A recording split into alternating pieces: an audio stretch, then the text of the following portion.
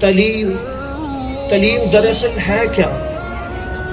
تعلیم ایک ایسا ذریعہ ہے جس کے ذریعے انسان ایمان اور یقین کی دنیا آباد کرتا ہے.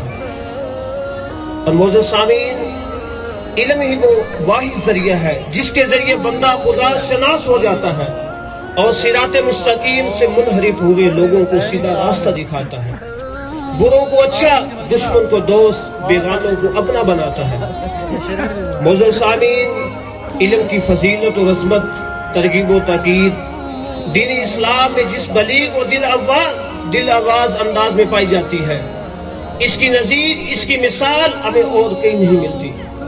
قال اللہ تبارک و تعالی فی القرآن المجید قل هل يستوي الذين يعلمون والذين لا يعلمون. اے محبوب آپ فرما دیجئے، اے محبوب آپ فرما دیجئے کہ علم رکھنے والے اور نہ رکھنے والے کبھی یکجا نہیں ہو سکتے، کبھی مساوی نہیں ہو سکتے. معزز سامعین، یہ قرآن کا اظہر من الشمس فیصلہ ہے کہ جو علم رکھنے والے اور نہ رکھنے والے کبھی یکجا، کبھی مساوی نہیں ہو سکتے. ان میں تمییز، ان میں تفریق ہمیشہ باقی رہے گی.